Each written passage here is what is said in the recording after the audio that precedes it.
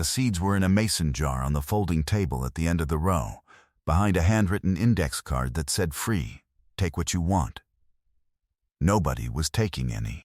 It was the third Saturday of August 2014 at the Montague County Farm Market in California, Missouri. And the morning was already hot, and the crowd was moving fast past the table, the way crowds move past things that don't cost anything and therefore seem to cost something else. Some obligation of conversation, some debt of gratitude. The jar held maybe 400 seeds. Ugly seeds, flat and pale and irregular. The kind that looked more like debris than like something that could become food. The woman who had put them there was 67 years old, and she was packing up her remaining tomatoes into a cardboard box, and she did not seem to notice whether anyone took the seeds or not. One person noticed the jar. She was standing at the back of the small crowd near the canopy pole, holding a reusable grocery bag and a cup of coffee that had gone cold. Her name was Darlene Pruitt. She was 38 years old. She had been coming to the Montague County Market every other Saturday for 2 years, buying what she needed and looking at what she didn't need and thinking, without yet doing anything about it, that she could be on the other side of one of these tables. She walked over to the jar. Most people who watch stories like this scroll past without subscribing. But if you've ever been underestimated, talked over, or dismissed because of how young or small you looked, stay with us. Subscribe. This one is for you. The woman with the cardboard box was named Edna Stout. She had grown tomatoes on her family's ground in Montague County for 41 years. Not for market, mostly, but for herself and her husband and whoever stopped by in August when the production peaked and there was more than 2 people could eat or can. She grew German Johnson and Brandywine, and a variety she called Aunt Ruby's, which was a green-fleshed tomato that tasted like something between a melon and a fruit you couldn't name, but wanted more of. She grew Mortgage Lifter and Cherokee Purple, and a small yellow pear type that she had no name for at all, only that her mother had grown it before her, and her mother's mother before that. And the seeds had traveled in a small glass jar through 4 households in Montague County across 8 decades without anyone writing down what they were. She had brought the seeds to the market because she was 83 pounds of tomatoes into a season that had produced 112, and the seeds represented next year's supply of something she wasn't sure she had the knees for next year, and it seemed better to give them to someone who would use them than to let them sit in a drawer. Darlene stood at the table and picked up the index card and read it. She looked at the jar. She looked at Edna. She asked what kind they were. Edna said she didn't know the proper name for most of them. She said they were the kind her mother grew.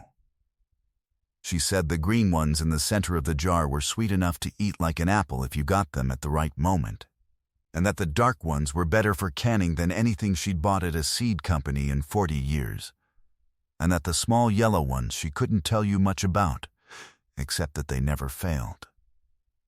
Darlene asked if she could have all of them. Edna looked at her for a moment. Not long. Just a moment. She said yes. Now, a mason jar of unmarked heirloom tomato seeds from an elderly woman at a county farm market in Montague County, Missouri is not a business. It is a jar of seeds. Most people would have taken it home and planted a few and lost track of the provenance by the following summer and eventually found the jar at the back of a shelf and thrown it away. The seeds were not labeled. They were not tested for germination rate. They had no commercial value that anyone at that market could have described. Darlene Pruitt had $340 in her household budget for gardening that year. She had a 1/4 acre of ground behind her house outside Jamestown. Not good ground, clay heavy, and compacted from years of not being worked, the kind of soil that needed 2 seasons of amendment before it would cooperate. She had a husband who was supportive in the measured way of a man who had watched his wife start things before. She had 2 kids in middle school and a part-time job doing bookkeeping for a farm supply co-op in Tipton. She was not a farmer. She was not a gardener in any serious sense. She was a woman who had stood at the back of a market for 2 years, watching and thinking, and who had just picked up a mason jar. She did not rush home. She finished her shopping. She bought corn and green beans and a dozen eggs from the woman 2 tables down. She put the jar carefully in the bottom of the reusable bag with the eggs on top of it and carried it to her car and set it on the passenger seat and looked at it for a moment before she started the engine. She felt, she said later, like she was supposed to be careful with it. She couldn't say why. The person who understood what Darlene had picked up before Darlene fully understood it herself was a man named Walt Kemper. Walt had been the agricultural editor at the Montauk County Tribune for 22 years, and before that had grown up on a seed corn operation outside Prairie Home. He had been writing a column called What's Growing for 11 years, and it had made him, without his quite intending it, the informal historian of what people in Montauk County had grown, and why and what had been lost. He had been watching the Heirloom seed market move for several years. He had seen it in the specialty catalogs, in the chef-driven restaurant supply chains out of Kansas City and St. Louis, in the premium farm market prices that nameable heirloom varieties were starting to command. Cherokee Purple at a farmer's market in Columbia was selling for $4.50 a pound in 2013. Mortgage Lifter was selling for $4. $0. Standard hybrid beefsteaks from a commercial greenhouse were selling for $1.80. The spread was widening every year. He had written a short item in the Tribune in the spring of 2014 about heirloom seed preservation and the varieties that had disappeared from Montauk County in the previous 30 years. He had listed 6 by name. He had not known, when he wrote it, that one of the unnamed varieties in Edna Stout's mason jar was a type that had not appeared in any seed catalog he could find, and that Edna's family had grown continuously since at least 1931. He found that out later, when Darlene told him. She started small. She had to. The 1/4 acre behind the house was not ready, and she knew it. So the first season, 2015, she used the jar as a test.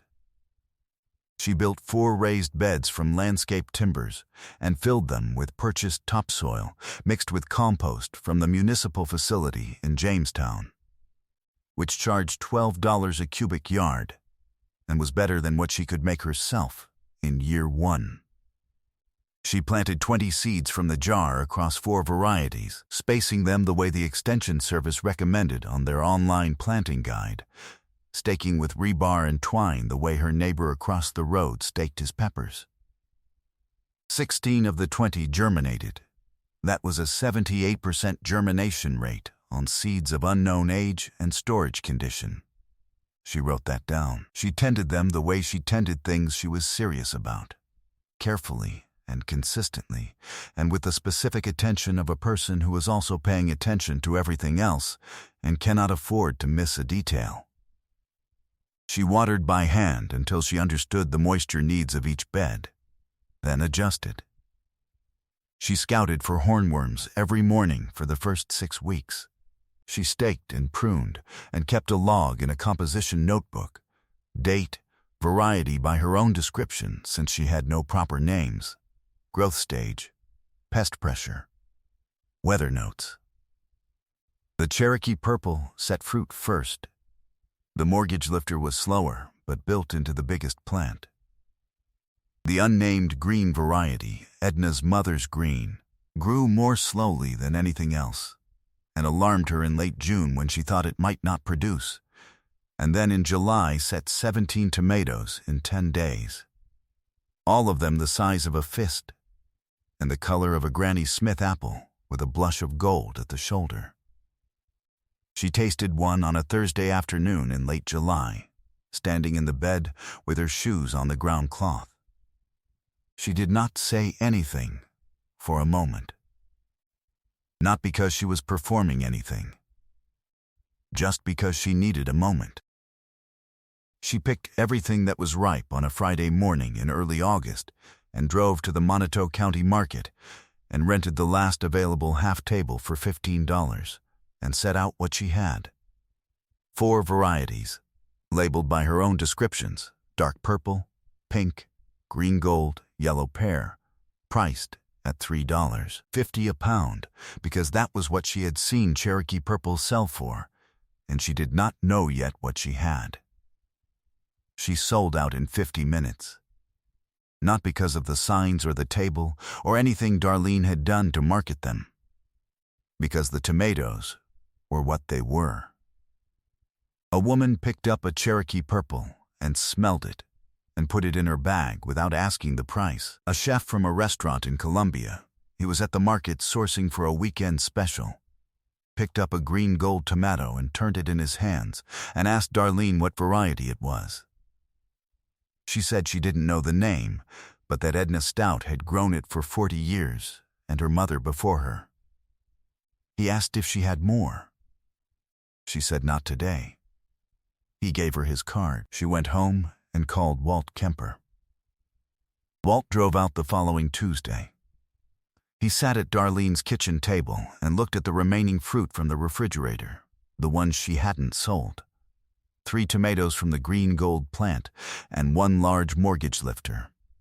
And he tasted each one and made notes. He asked her about the seed provenance, and she told him everything Edna had said. He went back to his files and cross-referenced what he could find. He could not identify the green gold variety in any catalog or seed bank record he had access to. He called 2 contacts at the Seed Savers Exchange in Decorah, Iowa. Neither of them could place it from description alone. He wrote a column about it in September of 2014.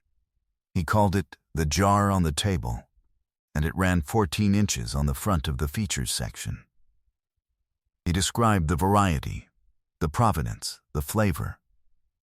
He mentioned Darlene Pruitt by name and said she was growing it on a 1/4 acre outside Jamestown and that she had sold her entire harvest in under an hour. Her email inbox, which she checked on her phone between bookkeeping entries at the co-op, had 41 messages by the following morning. 11 of them were from restaurants. 4 were from other growers asking about seeds.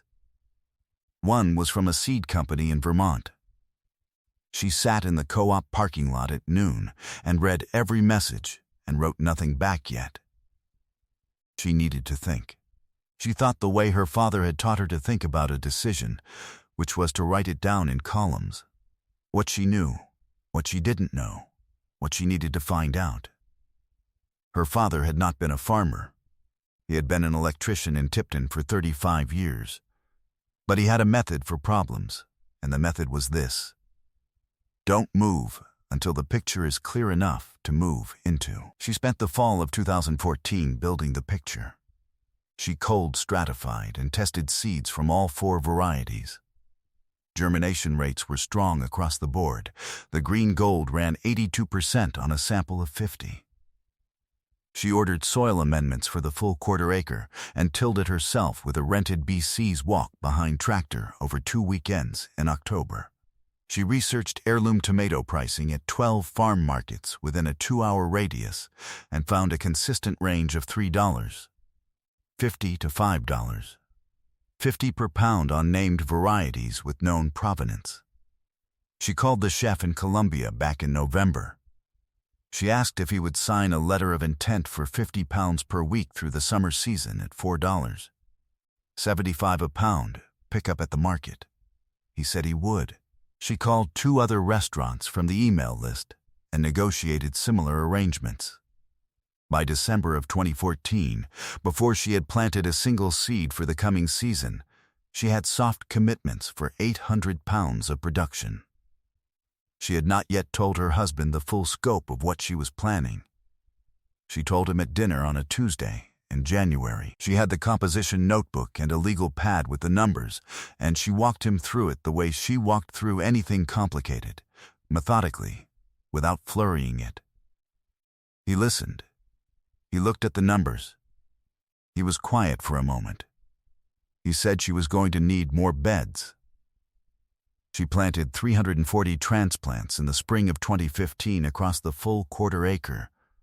The 4 original varieties plus 6 additional heirlooms she had sourced from Seed Savers Exchange to expand the line. She built a simple shade cloth structure for germination using electrical conduit and ripstop nylon, which cost $190 in materials and saved her from 2 late frost events that April. She negotiated a second-half table at the Montague County Market as a permanent weekly slot. Walt Kemper came by the property in June and stood at the edge of the beds and looked at 340 plants staked and growing and said he thought she might have something. She said she thought so too. She grossed $34,000 in the 2015 season. Her costs, amendments, transplants, market fees, the conduit structure, irrigation parts, ran $6,200. She netted just over $27,000, which was more than she made in 2 years of part-time bookkeeping. She quit the co-op job in September. She added a seed sales line in 2016, selling saved seed from the green gold variety, which Walt had by then traced to a Mennonite community in Montague County in the 1930s. And which no seed company in the country was commercially offering, in small craft paper envelopes at $4.50 for 15 seeds. She sold 2,400 packets in the first season through the market, through a small online storefront her daughter set up in an afternoon, and through 3 specialty seed retailers who contacted her after a mention in a regional food magazine. The seed packets grossed $10,800 that year on a crop that required no additional land, no additional inputs, and 3 evenings of her time in September for cleaning and packaging. She crossed the 6-figure mark in gross revenue in 2017. Not dramatically. The number appeared in her spreadsheet on a November afternoon while she was doing year-end reconciliation at the kitchen table. And she looked at it for a moment, and then kept going, because there were still columns to fill. Edna Stout was still alive in 2017. She was 80 years old, and she had given up the garden the year before, which she had known was coming and had made her peace with. Darlene drove out to see her that November with a jar of the green gold seeds, the same kind of mason jar, a quart, filled to the same level, and a check for $500 that Edna said she wouldn't take, and then took. They sat at Edna's kitchen table, and Edna asked how the green ones had done. Darlene said they had done well. She said people drove from Kansas City for them. Edna looked at the mason jar for a moment. She said her mother would have thought that was something. She said it the way her mother would have said it. Quietly, without fuss, the way you say a thing when you know it's true and don't need anyone to agree with you. The jar sat on Edna's windowsill until Edna died in the spring of 2019. Her daughter called Darlene when it happened.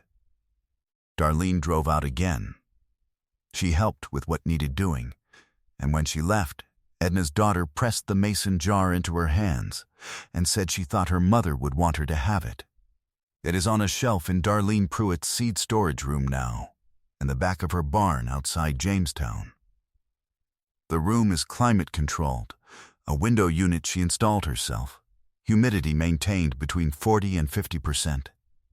And it holds several hundred paper envelopes in small craft boxes, the seed inventory of a business that grossed $118,000 last year and is growing. The jar is empty. She has planted everything that was in it, and grown it, and saved it back, and planted it again. The seeds are in the ground now, and in the envelopes, and in the hands of people in 12 states who found her online or at the market, or through word that moved the way word moves in places where people still pay attention to what grows. Nothing rotted. Nothing was lost. She had just picked up the jar.